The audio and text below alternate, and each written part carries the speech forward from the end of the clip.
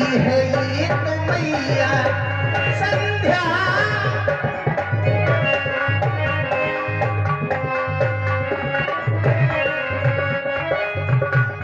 एक बार सब लोग प्रेम से बोलिए, संध्या मैया की क्या हो। भैया लक्ष्मण तुम भी माँ देवी की उपासना करो। अवश्य भगवान।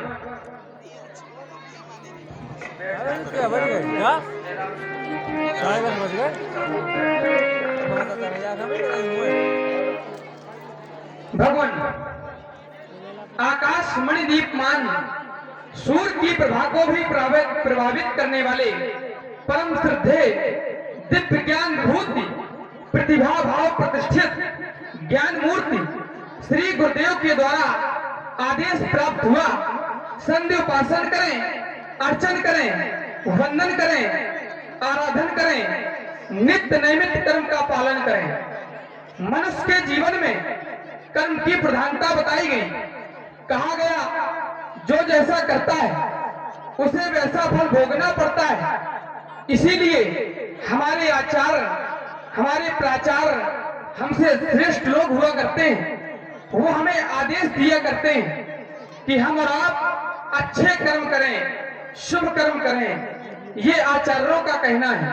शासन, प्रशासन, अनुशासन हमारे लिए अच्छा ध्यान, अच्छा ज्ञान, अच्छी शिक्षाएं सब कुछ है। पर महाराज समाज की बड़ी स्थिति खराब है। कुछ लोग समाज को सुधारने का प्रयास कर रहे हैं। समाज का एक नियम चल रहा है, कुछ लोग समाज को सुधारने का प्रयास कर रहे हैं। तो महाराज ऐसे समाज सुधरने वाला नहीं। समाज सुधरेगा कब? तो एक ही नियम अपना लिया जाए, हर व्यक्ति केवल अपने को सुधार ले। तो हमारा विश्वास कहता है कि सारा समाज सुधर जाएगा, सारे लोग सुधर जाएंगे। संध्या उपासना के क्रम में हमें गुरुदेव ने संध्या के बारे में बताया। संधि शब्द का जब शब्दार्थ किया गया तो बताया गया संधि माने मेल, संधि माने संयोग, संधि माने प्रेम। जहां पर प्रेम की भाषा बोली जाए वो संधि काल है। आज इस अवसर हमें प्राप्त हुआ मां संध्या की वंदना करने का। तो विचार करता हूं कि ऐसे सुंदर समय में हमें अपने इष्ट का आराधन करना चाहिए। आखिर हमें ऐसे समय में आराधन करने से प्राप्त क्या होता है? तो आचार्यों के द्वारा बताया गया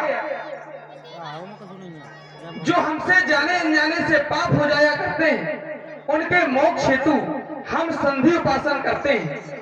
लेकिन जो जानबूझकर के अपराध करता है उसे उन पापों का भोग भोगना पड़ता है। क्योंकि ये मैं नहीं कहता, ये सिद्धांत कहता है। स्वयं माता पार्वती से भगवान शंकर ने कहा है, जान गरल जो संग्रह करही काय उमा ते काय न मरही।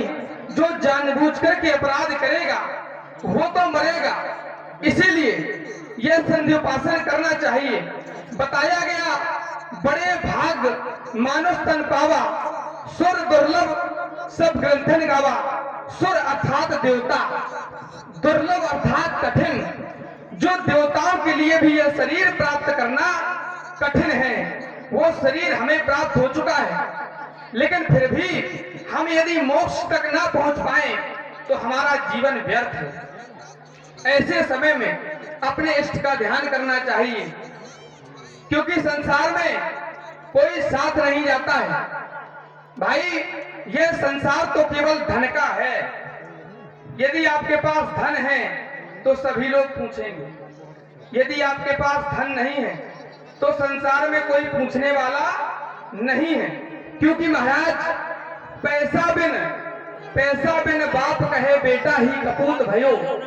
पैसा बिन बाप कहे बेटा ही कपूत भयो। पैसा बिन भाई कहे बंधु दुखदाई है। पैसा बिन नारी कहे निखट्टू के पाले पड़ी। पैसा बिन सास कहे कहाँ को जमाई है। पैसा बिन यार बास, पैसा बिन भगनी पास। पैसा बिन देव नहीं करते सहाय है। देवता भी बिना पैसा के सहायता नहीं करते महाराज, बिना दक्षिणा के। तो पैसा बिन देव नहीं करते सहाय है। कहते गरीब दास, जो व्यक्ति एक गरीब था उसने कहा है, उसने क्या कहा? कहते गरीब दास पैसा तुम राखो पास, क्योंकि पैसे बिन मुर्दे ने लकड़ी नहीं पाई। जब मुर्दे को जलाने के लिए शमशान में ले जाया जाता है तो वहां लकड़ी भी पैसे की आती है।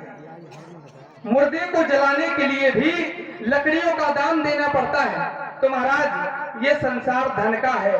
टका धर्मा टका कर्मा टका ही परमम तपा, यस ग्रहे टका नास्ति हा टका टकटकाए थे। मतलब संसार में जिसके पास टका नहीं है वो टकटकाता फिरता रहे, कोई पूछने वाला नहीं, कोई पूछने वाला नहीं ये संसार। क्योंकि महाराज द्रव्याणि भूमे पशुवश्च गोष्ठे, नारी गृह द्वार जना मसाने, देहश्चितायाम परलोक मार्गे धर्मानुगत गच्छत जीव में कहा।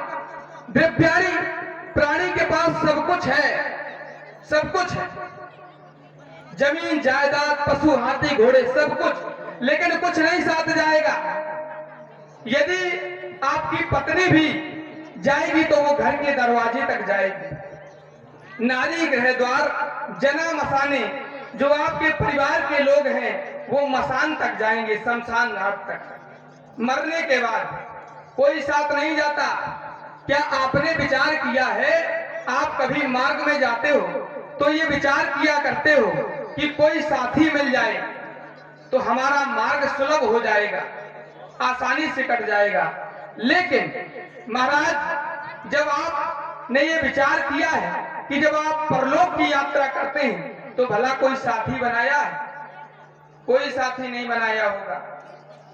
यहाँ तो सभी लोग साथी बनाए घूम रहे हैं, कोई साथ नहीं जाता भाई। संसार में नारी भी घर के दरवाजे तक जाती है, इष्ट मित्र परिवार के लोग शमशान तक जाते हैं, देह चितायाम ये शरीर चिता तक जाता है। लेकिन परलोक मार्गे तो बताया गया धर्मानुगत गच्छत जीव में कहा, भजनानुगत गच्छत जीव में कहा। हमारा धर्म, हमारा कर्म और हमारा भजन, जो हम भजन करते हैं ये हमारी पूंजी है और यही हमारे साथ जाता है। इसीलिए हर प्राणी को भजन करना चाहिए, क्योंकि यह संसार एक साधन है और इस संसार में सभी प्राणी बैठे हैं। लेकिन एक बात बताऊं, यह साधन एक ही मार्ग में चल रहा है, सभी प्राणी उस साधन में बैठे हैं। लेकिन महाराज जो आगे बैठा होता है उसे धक्का क्यों नहीं लगता, और जो पीछे बैठा होता है उसे धक्का अधिक क्यों लगता है? पीछे बैठने वाले को धक्का ज्यादा लगता है और जो आगे बैठा होता है उसे धक्का नहीं लगता। उसका कारण है वाहन को चलाने वाला ईश्वर है, और जो ईश्वर के समीप बैठा है अर्थात ईश्वर के पास जाता है उसे कभी धक्का नहीं लगता, और जो ईश्वर से दूर रहता है वह सारे जीवन धक्के खाता है। इसीलिए परमात्मा का नाम लो, परमात्मा का ध्यान करो, विश्वास करो, भजन करो और अपने इष्ट का आराधन करो। भगवान ने कहा है कि जो प्राणी मेरे लिए एक कदम चलकर के आएगा उस प्राणी के लिए मैं 10 कदम चलकर के आऊंगा, और जो प्राणी मुझसे 10 कदम दूर चला जाएगा उस प्राणी के जीवन से मैं 100 कदम दूर चला जाऊंगा। इसीलिए परमात्मा से दूर रहने में हमें कोई लाभ नहीं है, क्योंकि हम कहें प्रथमे न अर्जितम विद्या, द्वितीयम न अर्जितम धनम, तृतीयम न अर्जितम पुण्यम, चतुर्थे किम करिष्यति। लोग बुढ़ापे का सहारा करते हैं।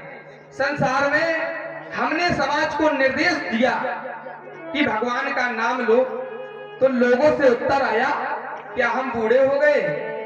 हमने समाज को कहा कि भगवान का नाम लो, तो लोगों से उत्तर आया क्या हम बूढ़े हो गए? तो हमने कहा भाई बुढ़ापे से और भगवान के नाम से क्या संबंध है? तो उन्होंने कहा कि महाराज जो लोग बूढ़े हो जाते हैं वो राम नाम कहा करते हैं, हम तो अभी जवान हैं। तो हमने कहा भाई आप अभी जवान हैं, क्या ये कोई सुनिश्चित है कि आप बुढ़ापे तक पहुंचे?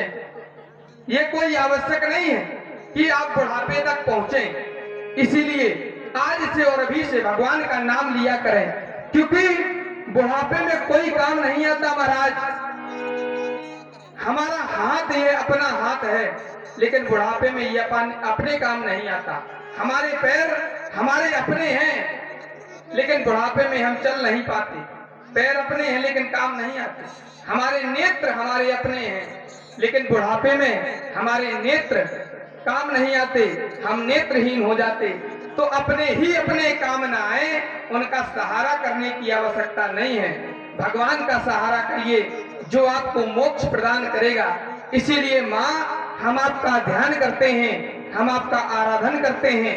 हे माँ, माँ तेरे हर कदम पर, माँ तेरे हर कदम पर हम अपनी आंखें बिछा देंगे। आओगी मेरी मैया तो हृदय में बिठा लेंगे। कहीं ऐसा न हो, कहीं ऐसा न हो, प्रार्थना बेकार हो जाए। दिखा दो एक झलक अपनी कि बेड़ा पार हो जाए। हे माँ, एक झलक अपने आप हमें दिखाइए, जिससे हमारा ये जीवन कृतार्थ हो जाए, यह पार हो जाए। जो भी प्राणी इस संसार रूपी नौका से, इस संसार रूपी सागर से अपनी जीवन रूपी नौका को यदि पार करना चाहता है, तो वो संध्या माँ की शरण में आ जाए। उसकी यह जीवन रूपी नौका इस संसार रूपी सागर से पार हो जाएगी। एक बार सभी लोग बोलिए, संध्या मैया की। आप लोग मौन क्यों हैं भाई? बोला वो नहीं करते जो मुर्दे हुआ करते, जो मुर्दे होते हैं वो नहीं बोलते। जीते जी प्राणी बोलता है, मरने के बाद ये जवान नहीं चलेगी। इसीलिए अभी बोलने का समय है, अभी बोलिए। सब लोग बड़े प्रेम से जयकारा लगाइए। जयकारा लगाने में कंजूसी ना करें। हमारे आराध्य भैया प्रभु श्री राम हैं, हम इनका आराधन करते हैं। एक बार जय घोष करें, बोलिए प्रभु श्री रामचंद्र की।